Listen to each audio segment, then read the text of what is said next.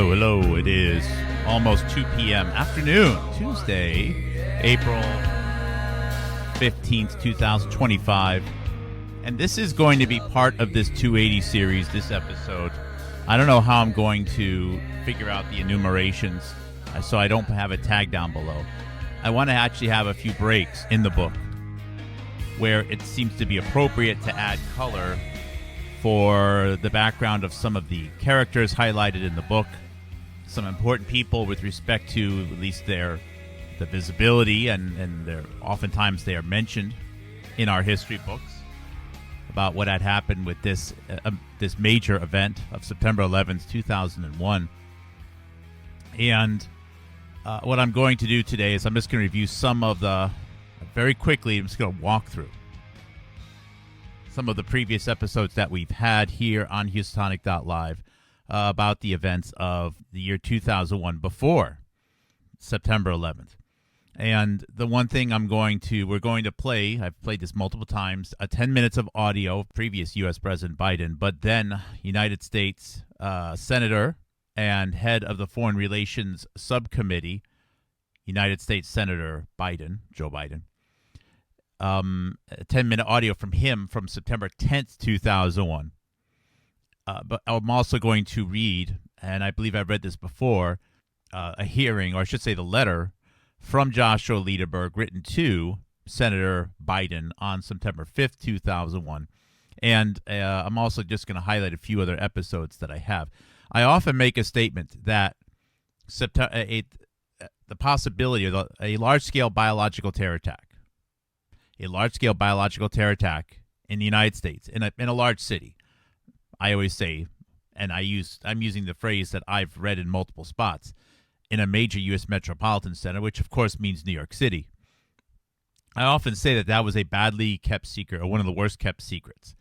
And what I'm implying there is that there was an endless stream of hearings and news articles and discussions and everything in Washington, D.C., about biological terrorism in much of 2001. In fact, it started in 98 and 99, where the discussion of the U.S. military potentially needing to participate in yet another conflict in the Middle East, and how is the United States military going to be protected against biological warfare agents. So things really started to ramp up around the year 1997, 1998.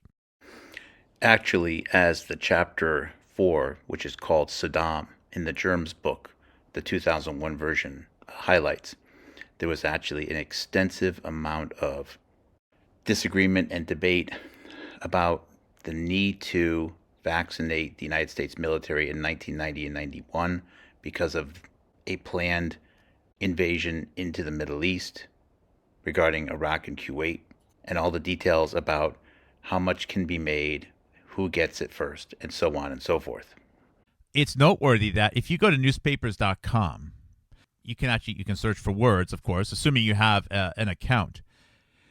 And on the main page, it will actually show you a very, very simple graph, a timeline graph of how often a word or phrase, in double quotes, appears in United States newspapers, or at least is registered to have appeared in U.S. newspapers based upon whatever's indexed, okay? So, for example, content is often, when we say, or when you hear that content is censored, it's very difficult to delete all instances of something everywhere. Oftentimes, things are backed up and out of your control, but you can make it harder to find things or de-index it, right? Sort of like if there's imagine you have a large library, and you actually need to be a certain age to understand this analogy. But imagine there's a large library that's, 5 floors and, 10,000, 50,000 square feet of floor, and there happens to be, a collection of books in there, like 5 books written by a particular author, all right? It's kind of eclectic, though, and it's usually categorized in a weird place. But it's always easy to find if you have it on file, if you have the index file system, the Dewey Decimal System, etc., okay? Well, if you simply threw the index cards out for it and then took those books and put them someplace different in the library, for all intents and purposes, nobody will find them. So you don't have to delete data in order to make it effectively gone. And that's probably the best way of thinking about it is it's very difficult to get rid of all instances of data, but as long as the index cards are out or de-indexed, you can't find it. Anyways, let's just walk through, because we've mentioned this book, Germs, by Judith Miller, which was published, meaning it ran through the printers sometime probably in, what do you think, July and August of 2001. It's been sent to the bookstores, and it's ready to be purchased on September 7th or September 9th of 2001. And, it starts off the very first sentence in the preface, which was omitted from the Amazon audiobook, talking about how are we going to vaccinate the United States military against anthrax. I mean, it just goes straight to there. So this isn't just some wild, far-fetched idea. When I make statements that it was a badly kept secret, what I'm saying is it was talked about nonstop. And the records, the congressional records show this. C-SPAN shows this. It's everywhere. It's unavoidable.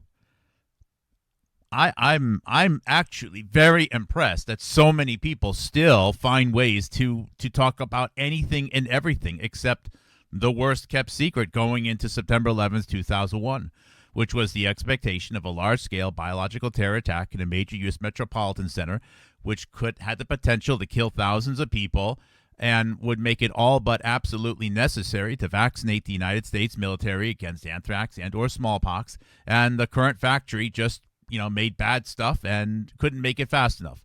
So the only option would have been to use gene therapy. And we have to get the FDA out of the way. This is what the records show. I'm not making that up. This is what stacks of books around me say. And why will no one else mention it? If I may rant for just a few seconds more, James Corbett is actually throwing out ideas that a friend of George Bush's brother shorted the market and made a few $1 million. And again, while that's terrible, that's a crime. That is a serious crime. That shows foreknowledge and everything else. But is that even a motive? How can that even potentially be passed off as a possible motive? Okay, so I don't want this to be a long episode, so let me just dive right into it here. First, on the archives, I do have a playlist called COVID 911. You can go to Houstonic.live and go to playlists and click COVID 911. It is to highlight that COVID-19 and September 11th, 2001 are interconnected in more ways than you can shake a stick at. I always love that phrase. There were 3 days of hearings on May 8th, 9th, and 10th of 2001, where there was a multitude of U.S. senators and other United States officials where they talked about attacking domestic terrorism. So domestic terrorism, and much of it was about biological terrorism. And very little of it, you will find, was actually spent on how to stop it. It's like, well, biological terrorism is a terrible thing. And, well, we'll spend a few minutes talking about how to deter it, but we just have to assume we can't stop it. So what are we going to do about the vaccine stockpiles? I mean, it's you just see it for what it is. And here's John Warner, senator from the Republican from the state of Virginia, and you'll be quite amazed at all of the other people. This is still available on C-SPAN, by the way. And I replayed that, and I call that my episode 110. You can also see on September 4th through 7th of 2001, the Defense Threat Reduction Agency had their biennial threat reduction conference in Norfolk, Virginia, where they talked about biological terrorism and a biological terror attack in a major U.S. metropolitan center. This was episode 296. I'm not sure this photo was from the event, but it's nearby, and this is Joshua Lederberg with United States Secretary, I think it was the Secretary of the Navy, Danzig. We have, let's see here, let's go up to this one here. This is the one I'm going to play later. This was Joe Biden on September 10th, 2001. I played in in the video that I redid for episode 280.3. This is not refreshing here. This is quite frustrating. I'm sorry. I don't know what's going on here. Some technical problems here. I'm going to have to fix this in the edit. I apologize for that. I wanted this. I pre-opened the windows. I had everything laid out. It should have just been smooth. I wanted this done in 20 minutes or 25 minutes. And technically it's not working. Anyways, I had a video showing how the United States, 6 weeks before September 11th, 2001, left the biological weapons treaty that it had been in for about 30 years. This is actually a treaty which is talked about in the Judith Miller book. So that was also very interesting. There's a variety of other events. I have like a dozen other shorts on this particular topic. So my pinned tweet was the Dark Winter exercises, and here we are. This was from August 17th, 2001. These exercises, they were talking about, biological terror, how are we going to respond to it? You can see Jerome Hauer, Sam Nunn is the guy whose head you can just see a little bit. Nun Luger program, think about that. Margaret Hamburg, her father, David Hamburg, I believe, was a very good friend of Joshua Lederberg. Margaret Hamburg effectively was the FDA under the Barack Obama administration, during which, from the years 2008 to 2015, she was a massive advocate of personalized medicine. And she was also the New York City health coordinator throughout much of the 1990s at a ridiculously young age. I'm not saying that in and of itself disqualifies somebody, but I don't know. It was odd. She was really young to be the health coordinator for the city of New York. So a little bit of nepotism there, I guess. And here she is also as a big part of those exercises. As a matter of fact, Margaret Hamburg also, as I showed yesterday, provided Michael Osterholm content for his book Living Terrors, which was initially published on September 10th, 2001. Now, the main thing I wanted to add today was, and this is all publicly available, this was a hearing before the United States Committee on Foreign Relations, or the Senate Foreign Relations Subcommittee, and this was held on September 5th, 2001, and it was regarding the threat of bioterrorism and the spread of infectious diseases. The person who kicks it off is... they talk about the witnesses that they're going to be calling. They have Henderson, David Heyman, Fred Ike. And, these are all people that were in the Margaret Hamburg book. They were all right there on that day, September 5th, 2001, in the United States Senate, talking about a biological terror attack in a major U.S. metropolitan center. The introductions, I'll read the introductions before Lederberg. Before hearing our first panel, I would like to make part of the record 2 letters to the committee, one by Dr. Joshua Lederberg, a Nobel laureate and noted expert in infectious disease, and the other, Dr. John Mekalanos, chairman of the Department of Microbiology and Molecular Genetics at Harvard University. These 2 scientists are among the most accomplished microbiologists and infectious disease experts in the world. Dr. Joshua Lederberg's letter is actually a primer on what he calls, quote, a matter of transcendent importance to our security and to our global human welfare, unquote. Interesting that they're describing him as an infectious disease expert. He was really a microbiologist with a lot of interest in bacterium and the viruses of bacterium and how they could be used and applied for the study of the broader field of genetics, who sort of morphed into a diplomat. Because I think Lederberg was a little bit more of a bigger thinker, right? And his first wife, Esther, was probably a little bit more hands-on, a little bit more into the weeds, into the details. And they made a good team for a while. All right. This is the letter from Joshua Lederberg, and it's written to Senator Biden. And it starts off as follows.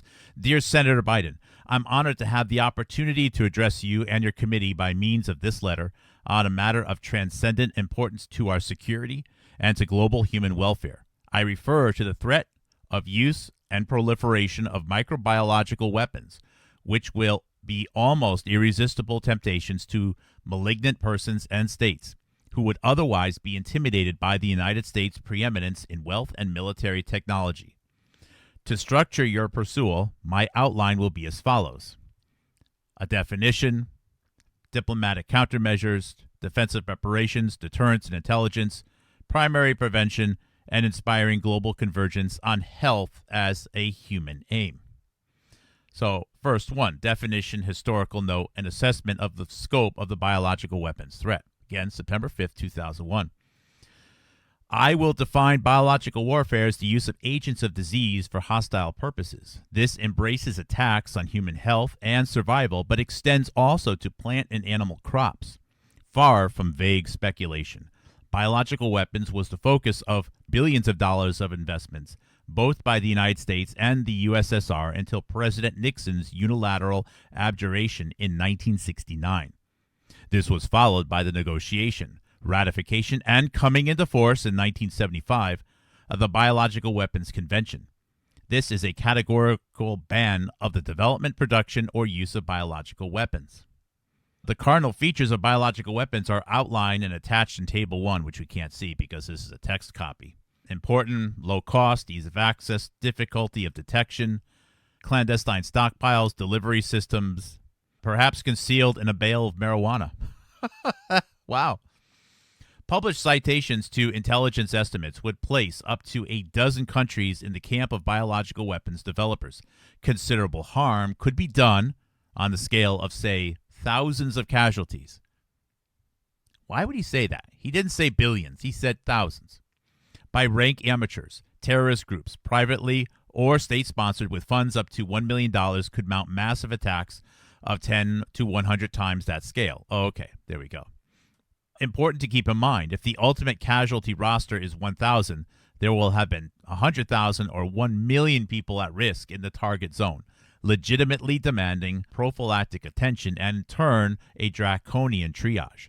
Several exercises have given dramatic testimony to how difficult would be government management of such incidents and the stresses on civilian order that would follow from inevitable inequities in that management. The short bottom line is that, in the current world where major states sustain some equilibrium through mutual deterrence and positive shared interests, biological weapons offer opportunity for grave harm on the part of the lesser actors. Relative to the assets and doctrinal insights available, biological weapons is probably the most perplexing and gravest security challenge we face. Countermeasures diplomatic. President Nixon's abjuration of biological weapons as a United States military weapon in 1969 set in motion the most important diplomatic and legal steps towards the eradication of biological weapons globally, laying the groundwork for the Biological Weapons Convention Treaty, or the BWC Treaty. The BWC, the Biological Weapons Convention Treaty, lacks robust verification machinery, mainly for reasons intrinsic to the technology, and as well that certain parties to the BWC have no intention of complying with it. But biological weapons verification is not the foundation of our own no biological weapons stance. The United States has long since abandoned the idea that it needed or would respond in kind to biological weapons attack. Were it not for the BWC, we would have seen a gradually escalating technology race, amplifying even further biological weapons threat to human existence. The BWC does set a consensually, or at least rhetorically, agreed standard of behavior. Namely, it has become institutionalized into international law, and infractions open the door to enforcement. Further verification provisions would do little to enhance our actual knowledge of those infractions. They would nevertheless have important symbolic value in reaffirming international attachment to the principles of the BWC. At a minimum, it behooves us to exercise creative leadership in developing alternative means of bolstering that reaffirmation. The real problem with the BWC is less verification than it is with enforcement. We have all but certain knowledge that Saddam Hussein has continued Iraq's grudgingly admitted biological weapons development program. the main sore point in his squabbles with the United Nations. In parentheses, he says, "We can hardly be certain that his nuclear program has not been revitalized, though that would be more difficult and, from his perspective, possibly redundant." There's a slow drifting away from nuclear concerns. It's subtle. "We have failed to convince our allies, much less the diffident neutrals, and their potential adversaries, that halting Iraq's biological weapons is worth turning their back on his oil contracts. To convince them of what is at stake, we may have to start with elevating the priority we give to the biological weapons threat generally. We must also become more knowledgeable about the local political and cultural terrain and more ingenious in the design of punitive and compellant sanctions that will persuade Saddam of his errors without undue hardship to the Iraqi population that he also victimizes." Wow. Glad I'm reading it now, because the next chapter in the Judith Miller book is actually called Saddam. So you have a book, you have Lederberg talking about Saddam and biological weapons on September 5th. On September 7th or 9th, you have the book about, Saddam having the biological weapons.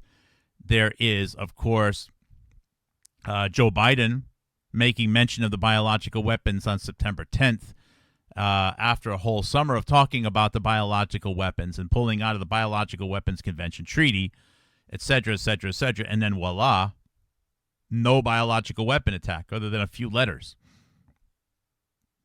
As a matter of fact, one of the two offices that received the letters was Senator Patrick Leahy of Vermont, who, and I can't make this stuff up. One of the first two letters of anthrax to a United States government official, one went to Patrick Leahy, who, if you search through newspapers, is the first person who used the word bioterrorism in all of history. That word, bioterrorism, cannot be found in a single United States newspaper ever. The word was created and used once by Patrick Leahy in 1993 in an article that he wrote in a U.S. newspaper. And talk about bad luck. Then he goes on to become one of the two senators that's targeted with an anthrax letter, after there is no major bioterrorism attack in a major U.S. metropolitan center. That's pretty odd.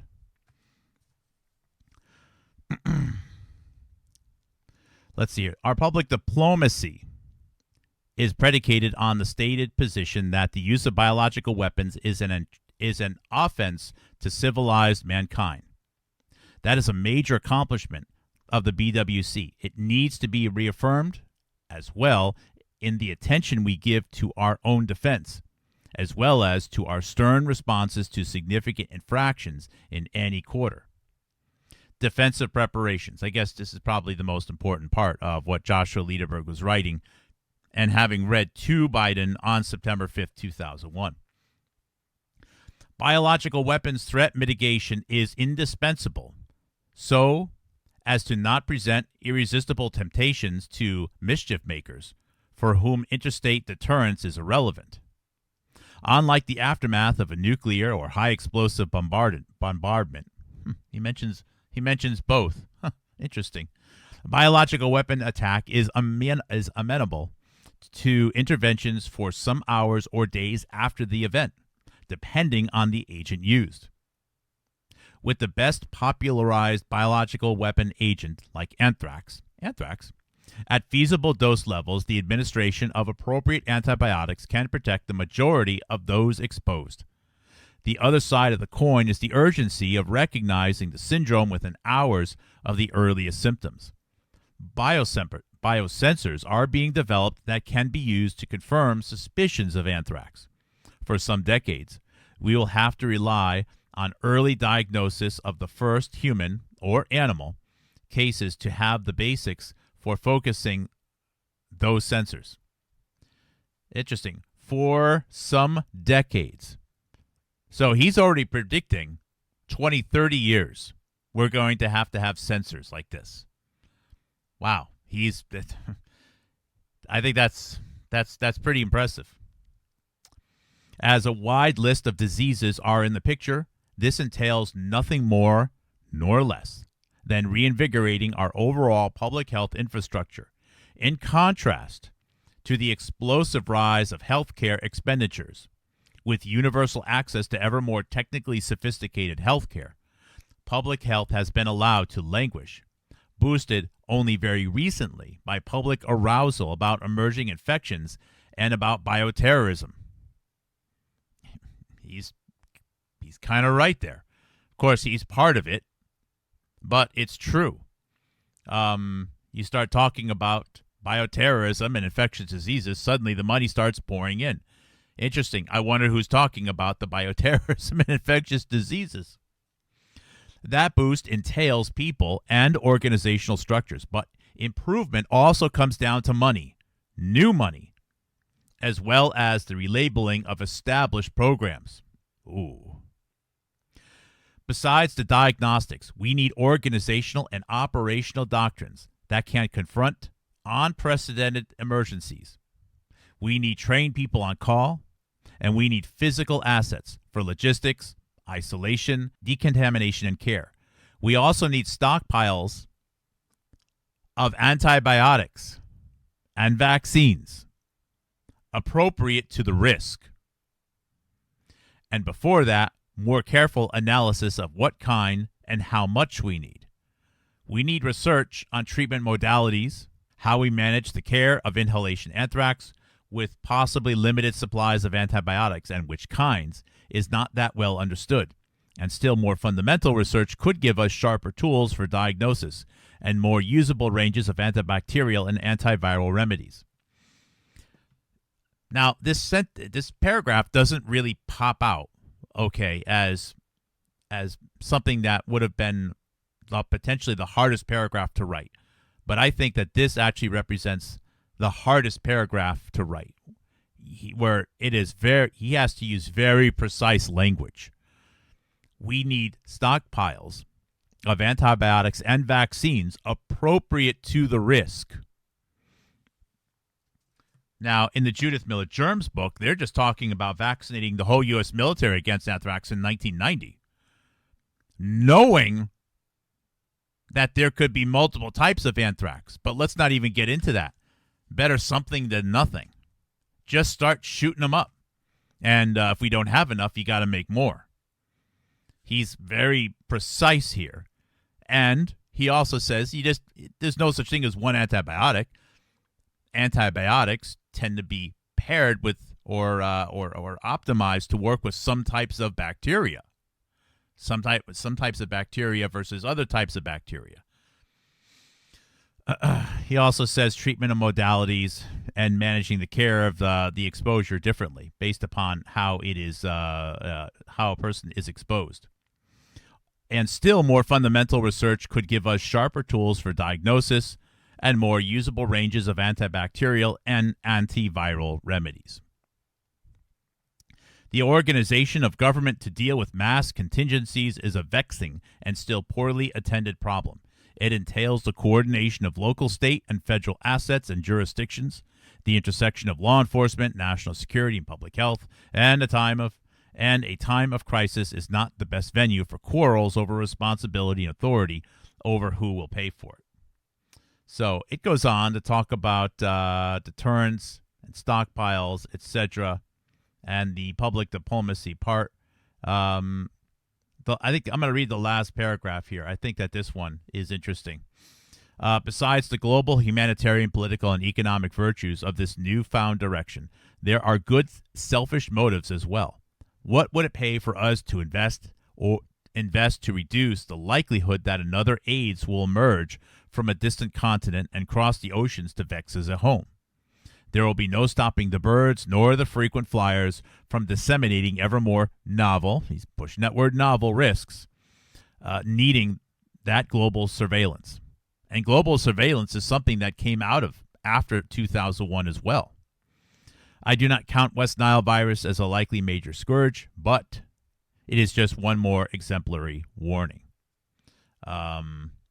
So that's his long letter. Here's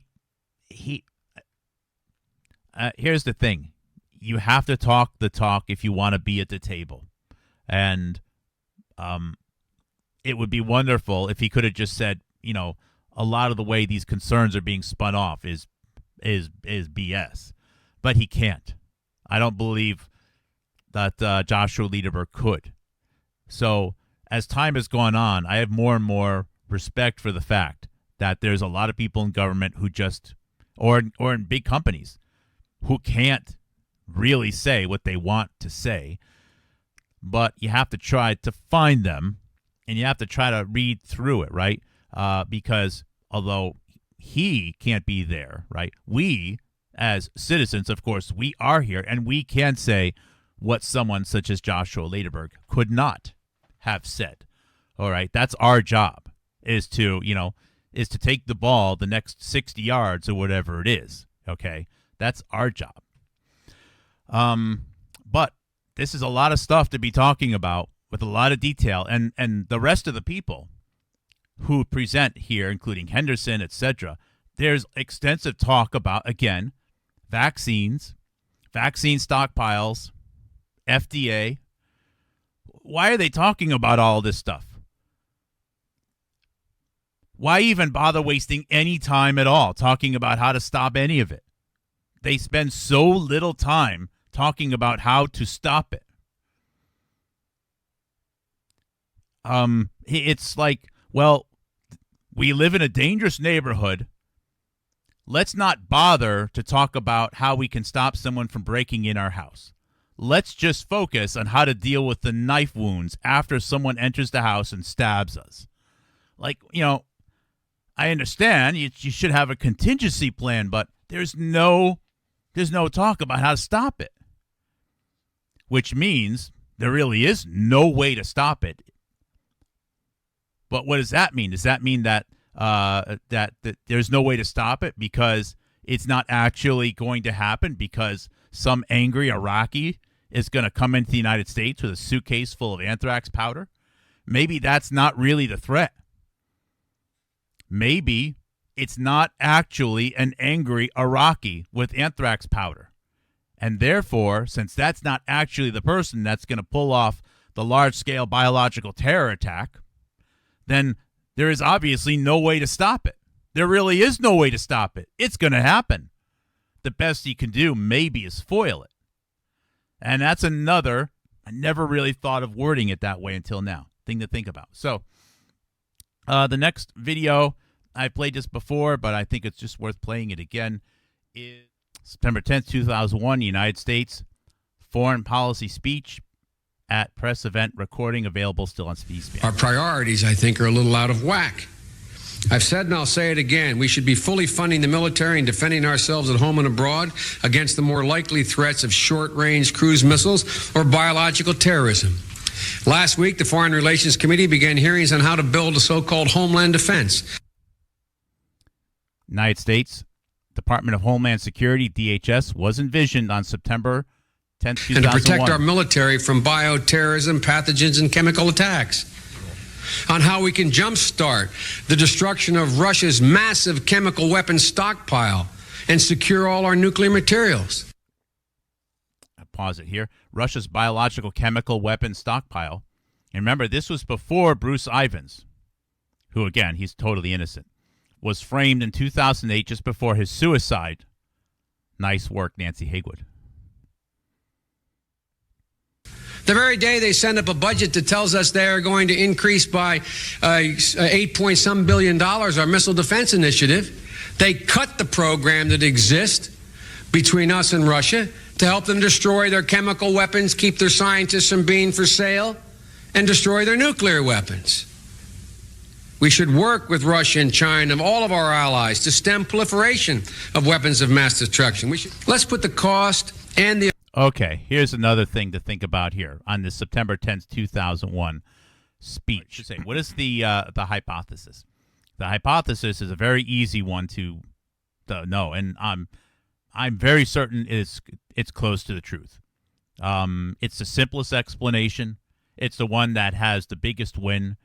It's the one that actually involves, in some ways, the fewest actors. It's the one, it's just the one that makes the most sense.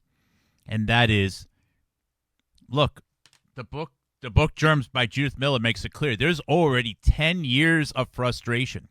There's already 12 years of frustration at getting the United States military to take new anthrax vaccines. They've already been complaining and fighting for 12 years. Maybe we should attack here. Maybe we should attack there. Maybe these people have this strain of anthrax. And it's very frustrating. And, sometimes they'll use the traditional vaccine, but oftentimes they can't get it. They can't get over the hump. We just need a bigger and bigger and bigger attack. So my hypothesis is the only way you're going to get gene therapy out there, the new era of vaccination, is something that it's in everyone's face. It's bad. It's not enough to have young American men and women dying in another country, killing other people who are, in many cases, innocent themselves. We actually need civilians killed on TV. We need to see a baby dying on TV for Americans to go, all right, bring in that gene therapy. That's, I think, what they need, given the fact that they have so much money invested in this thing. And that would have either crippled the U.S. military, depending upon how many placebos they were not going to use. I don't know exactly how injurious or carcinogenic it would have been. We don't know. I don't know. But it could have been really bad. So, what are we talking about here? Biological weapons, biological terrorism, and, of course, the need for vaccine. And this is Joe Biden, Senator Joe Biden. And 15 years later, 14 years later, as vice president, he's rolling out Cancer Moonshot, which is, again, using the same base technology, and he claims that is his greatest accomplishment. And then he becomes president, and then what? He advocates the mRNA shots, the DNA shots, etc. All of his largest milestones all involve gene therapy. I'm not making that up. That's just the facts. And he just keeps popping up over and over again to be a major voice at all of these times. Now, when he became president, there's a lot of good questions about his how senile he was. I don't know. I don't appreciate when people make jokes of older people who are going senile. It's low. It's crass. I just don't see the point. There should be no question about someone in this particular position being senile or not. It's unfortunate that, and I'm also spooked that there can be rumors started that someone is not senile when they are, just to force them out of office. So I'm even afraid of saying it should be a requirement. Okay, but this one person, he's always there, and if he was not senile by the time he became president, then who was overseeing him?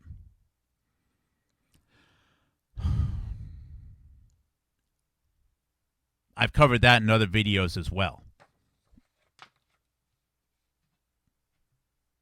So let's keep playing this one here. The effectiveness of this missile defense system being discussed today in some context. So the cheapest realistic system suggested, National Missile Defense System, limited National Missile Defense System suggested by this administration, which relies on the same mid-course interceptors the Clinton administration proposed, would cost at a minimum $60 billion over 20 years, and most suggest it would be closer to $100 billion.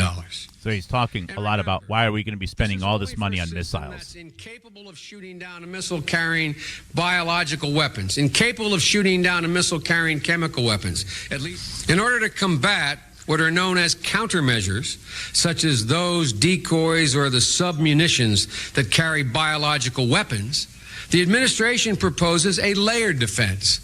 That means a missile defense that begins with a boost phase interceptor, that is catching the rocket as it takes off from behind, continues So spending less on the missile defense. And I'm not going to disagree with him on that.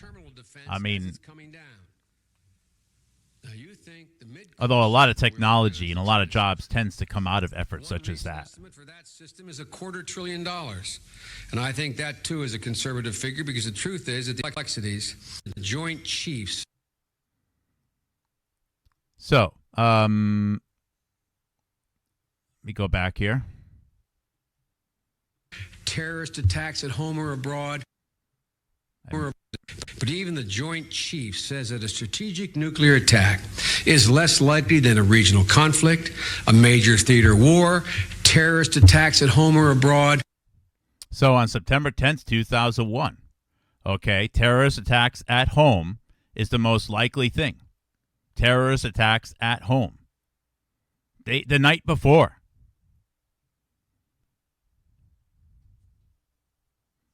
After spending all summer talking about a biological terror attack at home. Or any number of other real issues. We'll have diverted all that money to address the least likely threat, while the real threat comes to this country in the hold of a ship, the belly of a plane. In the belly of a plane. In the belly of a plane on September 10th, 2001. And biological terrorism. Or smuggled into a city in the middle of the night in a vial in a backpack. And I ask you, you want to do us damage? Are you more likely to send a missile you're not sure can reach us with a biological or chemical weapon because you don't have the throw weight to put a nuclear weapon on it and no one's anticipating that in the near term? With a return address saying it came from us, here's where we are? Or are you more likely to put somebody with a backpack crossing the border from Vancouver down to Seattle? And this is really important, okay? Because one of the beautiful things about this lone wolf, and notice how much the lone wolf idea was pushed on us, like the Oklahoma City bombing. Lone wolf, lone wolf. In other words, sorry, cursing here, shit happens. Every once in a while, someone decides to go crazy and just kill a lot of people. There's nothing you can do to stop it. And you don't even really need an investigation. It just happens. So you just have to, protect people against something that you can't stop, I guess. And so don't even worry about building all this missile defense because, something's just going to blow up like the Oklahoma City building. It's just going to happen. Like the Twin Towers. Someone's just going to figure out how to make a suitcase nuke and put one at the basement of each of the Twin Towers. And they are going to explode exactly like you saw them explode.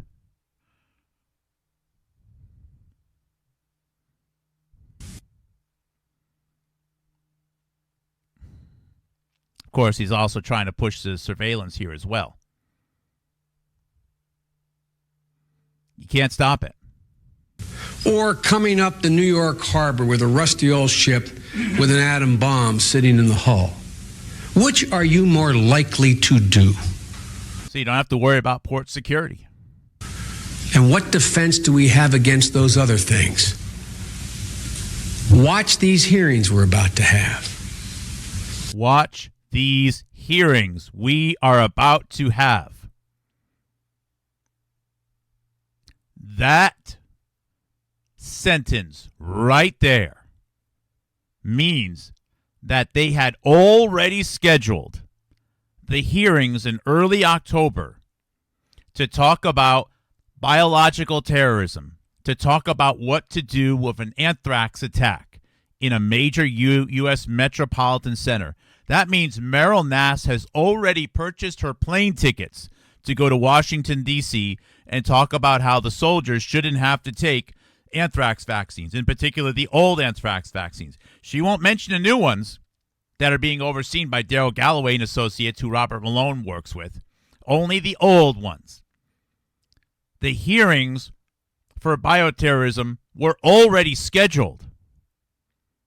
And isn't it remarkable that even though there was no large-scale biological terror attack in a major U.S. metropolitan center, even though there was some bioterror exercise activity where they cleared a whole bunch of materials and never talked about it on September 10th or 11th, 2001. Somebody had enough of a fire under their ass to make sure they got the letters in the mail early enough so they could still talk about anthrax letters or something related to anthrax for those hearings, which were already scheduled.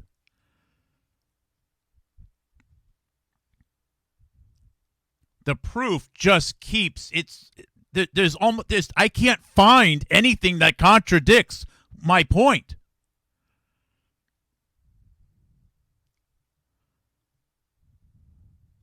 We don't have, as the testimony showed, a public health infrastructure to deal with the existing pathogens that are around now.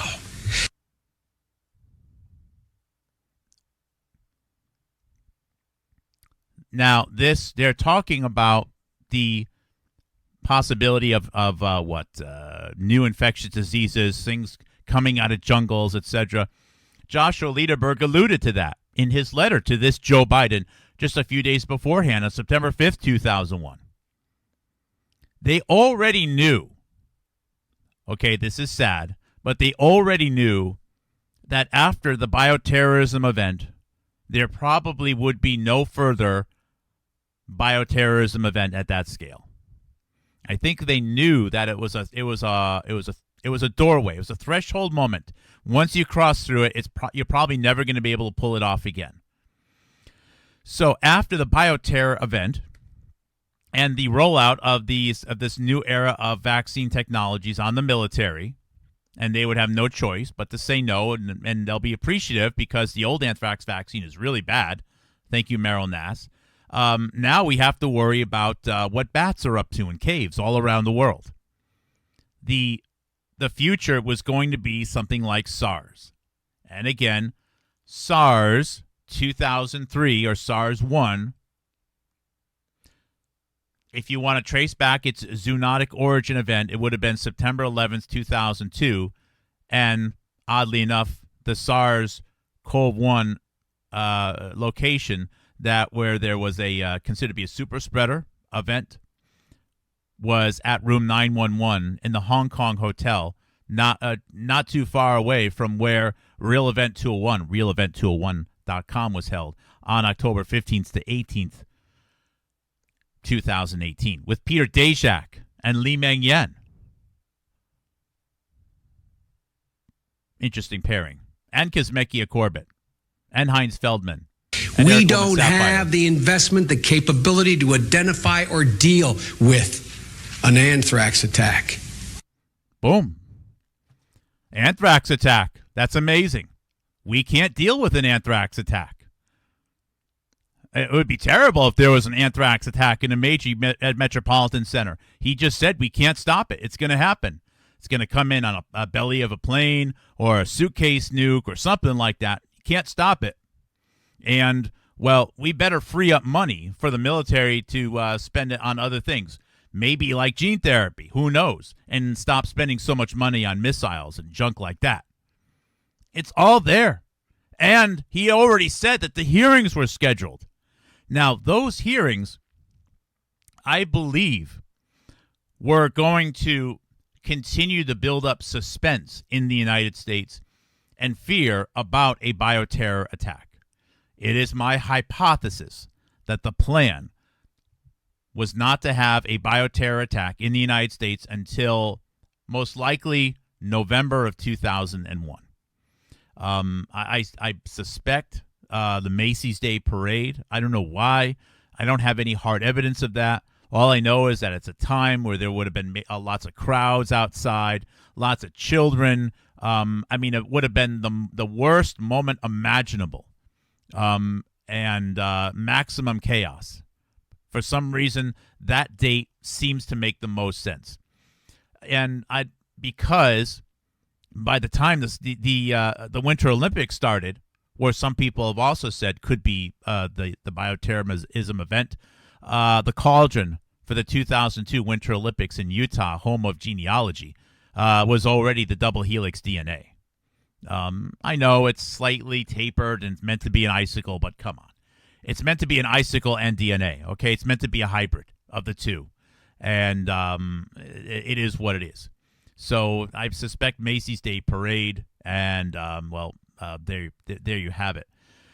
Anyways, all this happened on the days before the release before September 11th, 2001.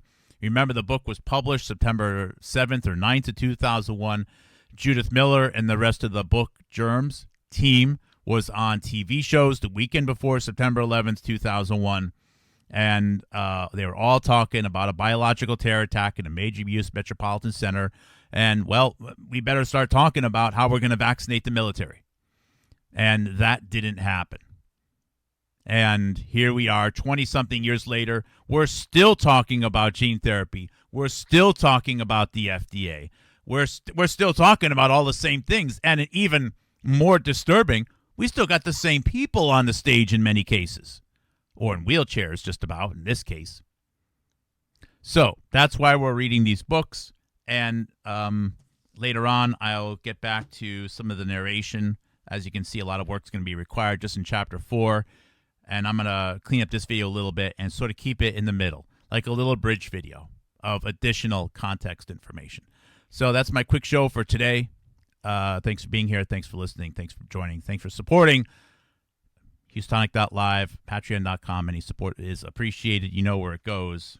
The archive continues to grow. And again, I'm continuing to archive Autism File magazines on a new page, Autism File, that you can get to under the A's on HousTonicITS.com or Houstonic.live. That's enough for today. Thank you guys very much.